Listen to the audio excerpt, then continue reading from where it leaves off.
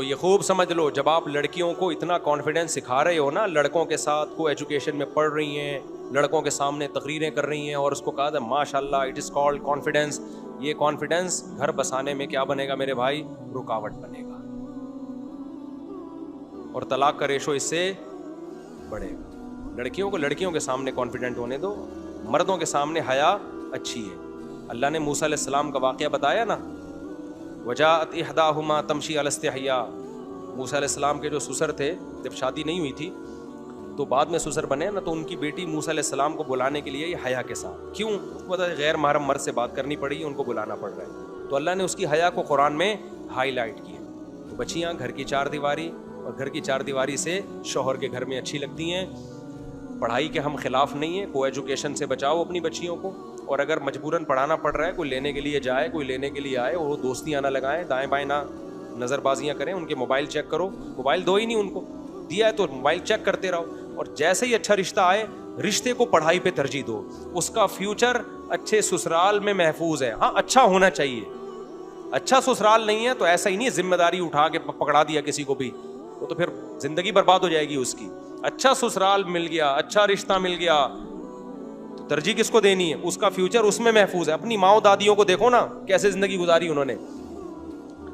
باقی جو یہ لوگ کہتے ہیں بھائی نہیں ہم پہلے پڑھائیں گے لکھائیں گے تاکہ سسرال کی محتاج نہ رہے، تو سسرال کی محتاج رہے نہ رہے، سسرال غلط نکلے، یہ بھی خطرہ ہے، لیکن جو دیر سے شادی ہے نا اس کے خطرات زیادہ ہیں، اس میں مستقبل تباہ ہونے کا خطرہ زیادہ ہے۔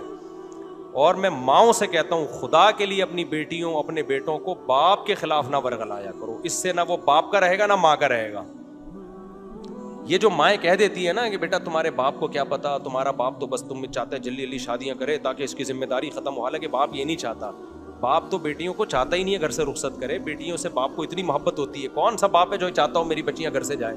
دل پہ پتھر رکھے انسان اپنی بیٹیوں کو رخصت کرتا ہے، لیکن باپ یہ قربانی دیتا ہے بچی کے مستقبل کے لیے، اس کو پتا ہے کل میں مر گیا تو یتیم ہو جائے گی، یتیموں کو کوئی نہیں پوچھتا بھائی، ماؤں کو لوگ بیوقوف بناتے ہیں، رشتے بھی آئیں گے آڑے ترشے، لڑکی کی ماں کو بیوقوف بنا کے لے جائیں گے۔ عورت کو بیوقوف بنانا رشتوں کے معاملے میں خدا کی قسم آسان ہے، مرد کو بیوقوف بنانا آسان نہیں ہے۔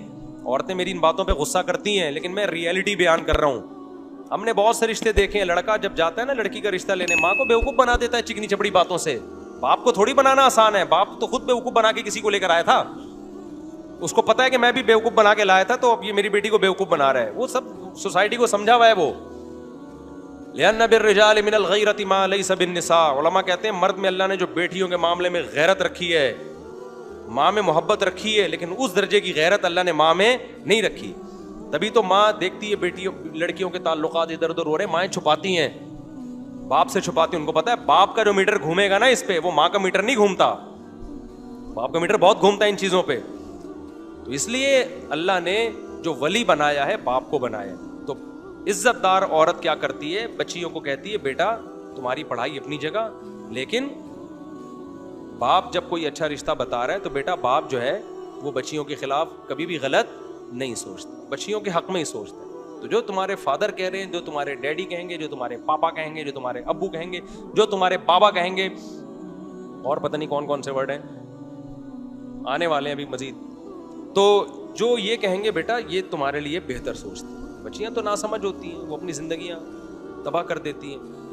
ایک خاتون نے مجھے بتایا کہ میری جب میں پڑھائی میں مشغول تھی بہت رشتے آتے تھے، اور اب جب پڑھائی مکمل ہوئی ہے تو رشتے آنا بند ہو گئے، اب وہ بیچاری اس کے لیے بھی ایگری کوئی دوسری شادی کر لے، کوئی تیسری شادی کر لے، اتنی پریشان تھی، کہہ رہی ہے مجھ کو رشتے کیوں نہیں آتے؟ تو میں نے کہا دیکھیں آپ نے ایک فطرت سے لڑائی کی ہے، فطرت سے جنگ لڑی ہے، کیونکہ ایج زیادہ ہو گئی، اٹریکشن ختم ہو گئی نا، اب رشتے ہی نہیں آ رہے۔ کم عمری میں شادی ہو نا، اگر طلاق ہو بھی جائے دوبارہ شادی کا آپشن ہوتا ہے، آپ کے پاس ٹائم بہت ہوتا ہے کہ پچھلی دفعہ میں یہ غلطی ہوئی تھی اب ہم نے یہ غلطی نہیں کرنی۔ بڑی عمر میں طلاق ہو گئی تو وہ تو ایک طلاق کا دھبا بھی لگ گیا اور ایج بھی زیادہ ہے، سمجھتے ہو کہ نہیں سمجھتے ہو؟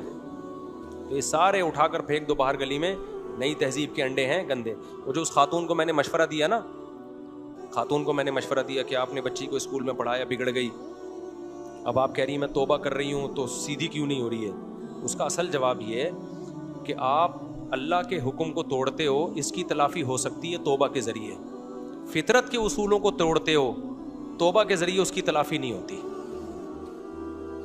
मैं इसकी एक मिसाल देता हूँ। कहीं खड्डे में आग जल रही है, करीब में एक दीवार है, लोग कह रहे इस दीवार पे चल के मत चलो, स्लिप हो गए तो सीधा आग में गिरोगे।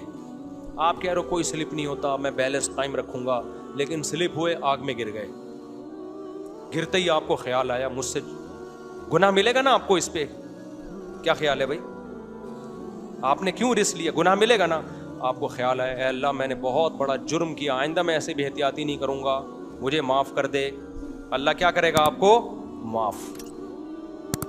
फिर आप कहो अल्लाह मुझे इस आग से भी निकाल दे, अल्लाह कहेगा नहीं, गुनाह माफ कर दिया, आग में जो गिरता है निकलता नहीं है। तू इब्राहिम अलैहिस्सलाम थोड़ी तुझे आग से निकाल दूं। क्यों? आग में गिरना ये आपकी फितरत से लड़े हो, आप फितरत से लड़ लिए ना आप। तो दुनिया का जो नुकसान होना है, जो नेचर से लड़के आपने नुकसान किया है, नेचर आपको माफ नहीं करेगी, जलोगे आग में। तौबा हाँ ये है कि आखिरत में सजा नहीं मिलेगी। आप दुनिया का जो नुकसान होना था वो होगा। आपने अपने बच्चों को बोर्ड स्कूलों में डाल दिया ना बिगाड़ने के लिए, को एजुकेशन में, फिर लड़कियों के ना मोबाइल चेक कर रहे हैं और वो कॉन्फिडेंस सीख रही हैं, तो फिर वो चर्च पीना वो शुरू करेंगी। उनके प्रोफेसरों से ताल्लुकात अगर निगरानी नहीं हो रही, इसका सारी ऐसी नहीं होती लेकिन इम्कान है। लेकिन जब बिगड़ गई तो आप तौबा करोगे, जो आपने बिगाड़ा है ना, इस बिगाड़ने का गुनाह माफ होगा, लेकिन नेचर से जो बगावत की है उसकी जो दुनिया में सजा मिलनी थी वो सजा मिल के रहेगी। समझते हो कि नहीं समझते? जैसे आपकी बंदूक में गोली थी, आपको पता नहीं था, चला दी और चल के आप मरने लगे, आपको एहसास हो रहा है अल्लाह मैंने जुर्म किया बेहतियाती की, माफ़ कर दे, माफ़ कर देगा, अल्लाह माफ़ कर देगा, सज़ा नहीं मिलेगी आखिरत में।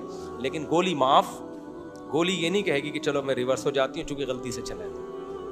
तो जब आप अपने बच्चों को ऐसा बाप के ख़िलाफ़ वरगलाती हैं माएँ कि तुम्हारा बाप ऐसा, तुम्हारा बाप वैसा, ये नेचर से लड़, जो असल उसका सरपरस्त था आपने उसी की अज़मत दिल से निकाल दी। अब उसका रिज़ल्ट ये निकलेगा कि बच्ची बिगड़ेगी, अब वो बदतमीज़ बनेगी, अब वो ना बाप की मानेगी ना वो माँ की मानेगी, और शादी हो गई तो शोहर की भी नहीं मानेगी, ना ससुराल की मानेगी। अब वो बागी बन चुकी है। सबसे बड़ा रिश्ता तो बाप का होता है, उसी को नहीं माना तो अब आगे किसको मानना है उसने? अब वो सारी जिंदगी बगावत, बदतमीजी। तो इसलिए भाई ये नेचर से मत लड़ो। हाँ कोई बाप ही चरसी हो, खुदा न ख्वास्ता शराबी है, 2 नंबर बाप है, वो एक अलग चीज़ है। बाज बाप बुरे होते हैं, बुरा बाप है तो एक अलग बात है। नॉर्मल बाप, आप जैसे शरीफ शुरफा जो बैठे हुए हैं, नॉर्मल बापों की बात कर रहा हूँ। माँ को इनके खिलाफ, बाप के खिलाफ कभी भी नहीं ले जाना चाहिए बच्चे को, और बाप को भी नहीं ले जाना चाहिए माँ के खिलाफ लेके जाएं। लेकिन ऑर्डर किसका चलेगा? ऑर्डर घर में बाप का चलेगा।